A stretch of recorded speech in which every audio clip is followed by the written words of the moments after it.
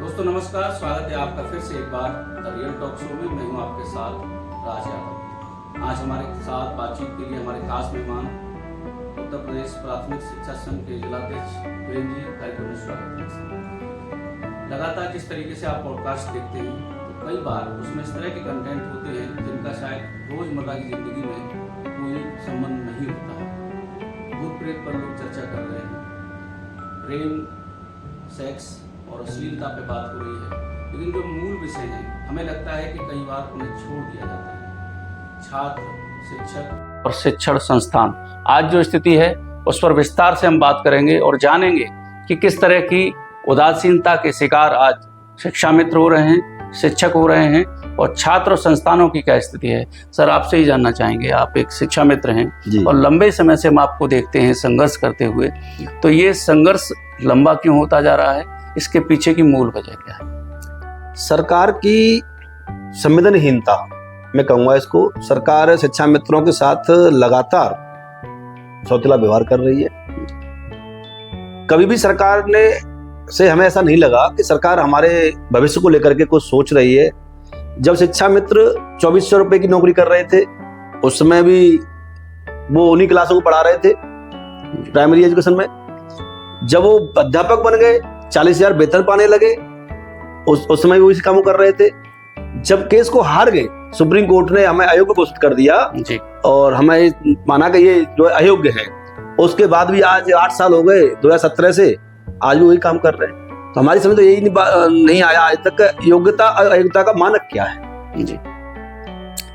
शिक्षा मित्र सरकार ने जब लगाया था तो बेसिक में प्राइमरी एजुकेशन में लगाया था, बिल्कुल, और और उन्होंने वही कक्षा 1, 2, 3, 4, 5 को पढ़ाया, बड़े धैर्य से काम किया और अखिलेश जी ने समाजन किया, अध्यापक बनाया, उन्हें एक सम्मान से जीने का अधिकार दिया। कोर्ट ने कहीं ना कहीं गलत माना उसको और पुनः शिक्षा मित्रों का समाजन था वो रद्द कर दिया 25 जुलाई 2017 को, जिसे हम काला दिवस के रूप में मनाते हैं। कल पूरे प्रदेश में शिक्षा मित्रों ने काला दिवस मनाया, काली पट्टी बांध के विद्यालयों में शिक्षण कार्य किया और उसके बाद धरना प्रदर्शन भी किए, हवन यज्ञ भी किए। अपने जो साथी हमारे बीच में आज नहीं रहे हैं, कोर्ट के निर्णय से आहत तो वो सरकार की उदासीनता, वादा खिलाफी से त्रस्त होकर के आज तक लगभग प्रदेश में 12,000 से अधिक शिक्षा मित्र साथी हमारे असमय ही जान गंवा चुके हैं। अभी हमारे एक साथी 8 दिन पहले कानपुर में विद्यालय में पढ़ाते हुए हृदयघात का शिकार हुए। लेकिन सरकार की तरफ से कभी कोई संवेदना नहीं दिखाई गई। अभी हमारे 4-5 साथी विभिन्न जनपदों में 60 साल की अपनी सेवा पूरी करने के बाद सेवानिवृत्त हुए, वो खाली हाथ गए। उन्हें किसी ने एक माला भी नहीं पहनाई। ये दर्शाता है कि सरकार का जो व्यवहार है शिक्षा प्रति कैसा है। एक बात यहाँ आपने जो कही कि उदासीनता का शिकार हम हैं लंबे समय से, और जहाँ तक आपके समायोजन रद्द का सवाल है तो लगभग 8 सालों से आप इस चीज़ को फेस कर रहे हैं। फिर आप कैसे ये उम्मीद करते हैं कि कोई सिस्टम जागेगा, कोई सरकार आपकी बात को सुनेगी?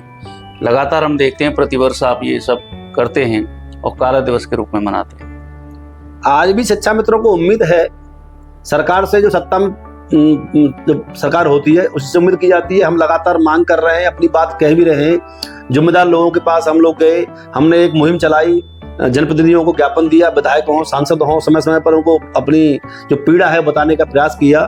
लेकिन किसी ने भी इतनी संवेदनशीलता नहीं दिखाई कि वो जाकर के माननीय मुख्यमंत्री से बात करते और बताते कि जब ये बेचारे परेशान हैं, काम करते हैं, जो काम एक अध्यापक करता है, जो 60-70 रुपये वेतन लेता है, वही काम शिक्षा मित्र भी करता है। इतना भेदभाव तो क्यों किया जा रहा है? हम तो ये कह रहे हैं कि भाई आप जो अध्यापक को वेतन दे रहे हो, तो सारे शिक्षा मित्र हमारे 2 वर्षीय बीटी शिक्षण प्राप्त है, उसमें से लगभग 50,000 हमारे शिक्षा मित्र साथी ऐसे हैं जो टेट सीटेट पास है, कुछ साथी हमारे बीएड भी हैं। तो क्यों ना आप हमें जो प्रतिशत वेतनमान है, जो शिक्षक का मूल वेतन है, जिस तरह से माननीय सर्वोच्च न्यायालय ने जो हमारे होमगार्ड के साथी हैं उनकी व्यवस्था कराई है, कांस्टेबल का मूल वेतन उन्हें मिलने लगा है, आज वो खुशहाल हैं, तो क्यों ना शिक्षा मित्रों की व्यवस्था कर दी जाए। आउटसोर्स के कर्मचारियों की भी हम बात करें तो उनका वेतनमान आपसे कितना डिफरेंट पाते हैं? अभी पिछले सप्ताह माननीय मुख्यमंत्री जी ने आउटसोर्सिंग के लिए 18,000 रुपए की प्रथमा व्यवस्था की है। जो एक मजदूर है, जो कारीगर है, वो 800 रुपए ले रहा है, और जो उसका हेल्पर है, लेबर जो काम करता है लेबर का, वो भी 600 रुपए ले रहा है। वही शिक्षा मित्र 300 रुपये में काम कर रहे हैं।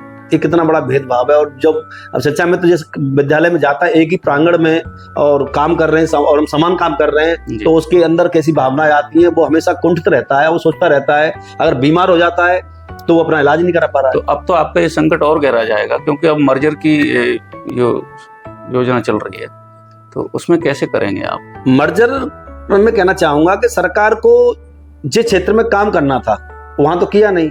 जुलाई के महीने में ज्यादातर नामांकन बढ़ता है जुलाई अगस्त में, लेकिन यहाँ सरकार ने उल्टा कर दिया, कोई मौका ही नहीं दिया। सरकार ने बजाय जो गैर मान्यता प्राप्त जो विद्यालय संचालित हो रहे हैं, जो शिक्षा माफिया हैं, जो कॉकस है जो काम कर रहा है, उन पे काम करने के शिक्षा और विद्यालयों को बंद करने की चल दी। विद्यालय तो जब अटल जी की सोच थी वो ये थी कि जब बच्चे की सुबह आंख खुले सो करके जब जगे वो, तो उसे विद्यालय दिखाई दे, जो घंटी बजती है विद्यालय की उसके कानों तक उसकी आवाज आए। लेकिन सरकार उल्टा करने जा रही है।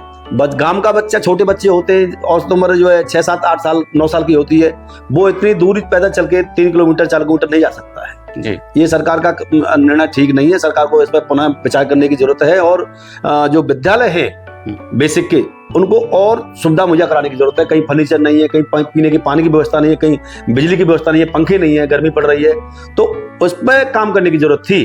विद्यालय बंद करने से समाधान नहीं होगा और इसमें शिक्षा पे जो नई तकनीकी है उसे जुड़ने की जरूरत थी शिक्षकों को। कई बार ये बात आती है कि जो प्राइवेट संस्थान खोले गए, स्कूल खोले गए जी, उनको सरकारी विद्यालय के बिल्कुल नजदीक में मान्यता दी गई, जबकि नियम इस तरह का नहीं था।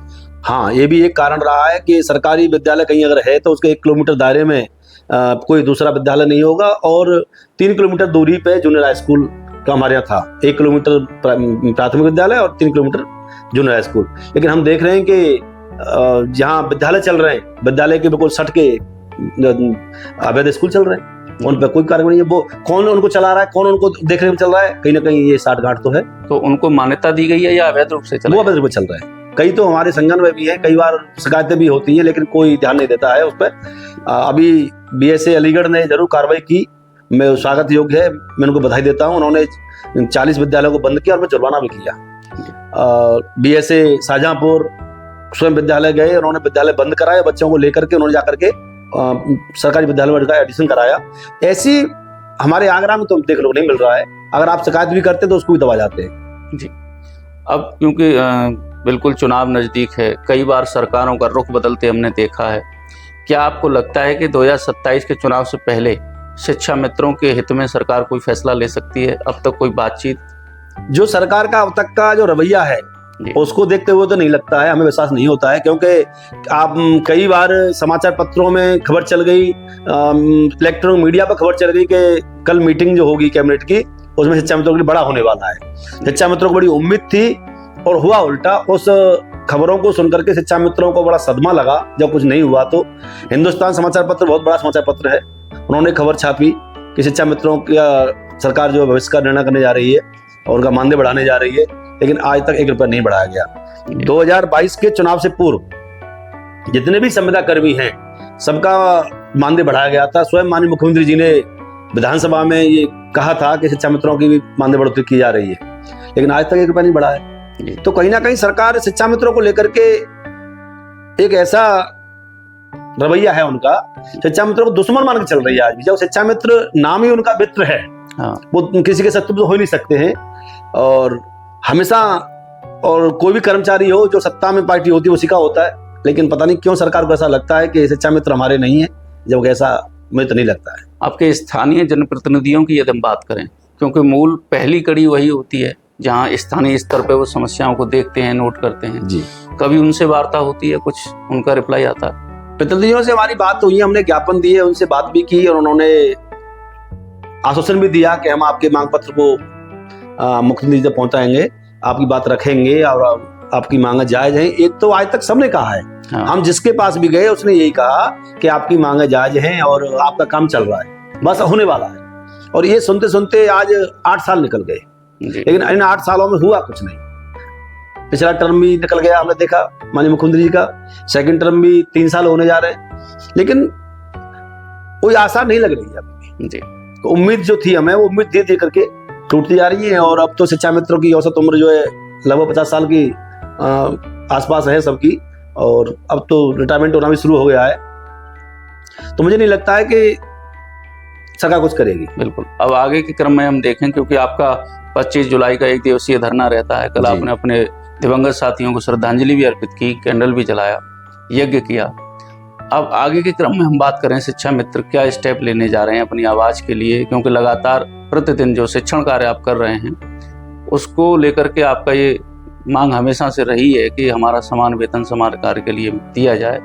आपका समान कार्य तो दिखता है, लेकिन वो समान वेतन की मांग को लेकर के आगे के क्रम में क्या आपने कहा करेंगे? समान वेतन, अभी सरकार ने पहली बार बेसिक एजुकेशन में एक पहल की, समर कैंप आयोजित किए, जी जहाँ सारे अध्यापक जो 60-70 रुपए वेतन ले रहे थे वो घर में अपने आराम से एसी में आराम कर रहे थे।